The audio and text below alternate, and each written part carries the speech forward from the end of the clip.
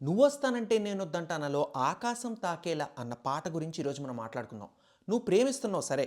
నా ప్రేమని గెలిపించుకోవడానికి నేను ఎన్ని కష్టాలైనా పడతాను అనే బదులు ఫస్ట్ కష్టపడి నీ కాళ్ళ మీద నువ్వు నిలబడడమే కాకుండా తనని కూడా సంతోషపెట్టగలను అన్న నమ్మకాన్ని క్రియేట్ చెయ్యి. అప్పుడు నువ్వు నీ ప్రేమను మాత్రమే కాదు, ప్రేమించుకున్న అమ్మాయి మనసులో గౌరవప్రదమైన స్థానాన్ని కూడా సంపాదించుకోగలుగుతావు. అలా నిన్ను గౌరవించి నీ కష్టాన్ని గుర్తించే అమ్మాయే గనక నీకు దొరికితే అది నీ అదృష్టమనే చెప్పాలి. ఈ విషయాన్ని ఈ పాట తాలూకు రెండో చరణంలో అద్భుతంగా చెప్పారు శాస్త్రి గారు. మండే కొలిమినడగందే తెలియదే మన్ను కాదు ఇది స్వర్ణమంటూ చూపాలంటే పండే పొలము చెబుతుందే పదునుగా నాటే నాగలి పోటే చేసిన మేలంటే. అంటే అసలు మట్టి కాదు ఇది బంగారం అని వేడి నిప్పుల్లో పడితే కదా మనకు తెలిసేది.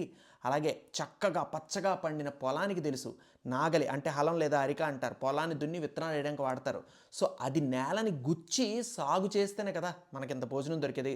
సో కష్టపడందే కానీ ఏది రాదు అని చెప్తున్నారు ఇక్కడ. తనువంతా విరబూసే గాయాలే వరమాలై దరిజేరే ప్రియురాలే గెలుపంటే.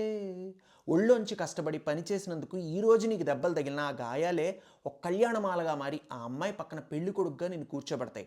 అది కదా గెలుపు అంటే అంటున్నారు. ఎందుకంటే ఈ సినిమాలో ఛాలెంజ్ ఉంటుంది కదా హీరోకి హీరోయిన్ వాళ్ళ అన్నయ్యకి, అదనమాట. అలాగే కష్టపడి పని చేస్తేనే నువ్వు ప్రేమించిన అమ్మాయిని పోషించగలిగే స్థాయికి వచ్చి పెళ్లి చేసుకోవడానికి నువ్వు అర్హుడివి అన్నట్టు ఈ లైన్స్లో చాలా క్లియర్గా ఎక్స్ప్లెయిన్ చేస్తున్నారు. తను కొలువై ఉండే విలువే ఉంటే అలాంటి మనసుకు తనంత తానయ్యడగక దొరికే వరమే వలపంటే. నీ విలువ తెలుసుకుని నీ కష్టాన్ని గుర్తించిన అమ్మాయి నీ మనసులో కొలువై ఉందంటే అసలు అలాంటి ప్రేమ కదా నువ్వు అడగకుండా దొరికే ఒక వరం, ఒక గిఫ్ట్ లాంటిది అని అంటున్నారనమాట ఇక్కడ.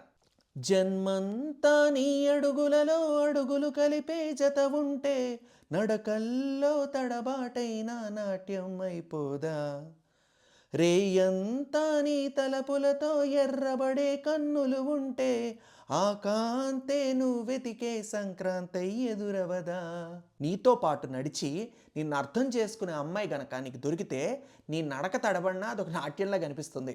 నీ కోసం నువ్వు వస్తావని ఆ అమ్మాయి కళ్ళు రాత్తెల్లవార్లు ఎదురు చూస్తున్నాయంటే అలాంటి కంట్లో వెలిగే కదా నీ జీవితానికి ఒక పండగ అంటున్నారు. చాలా అద్భుతంగా చెప్పారు కదా శాస్త్రి గారు. మరి ఇలాంటి విశేషాలు మరిన్ని కావాలనుకుంటే ఫాలో అయిపోండి వెండితెర వాకిట్లో.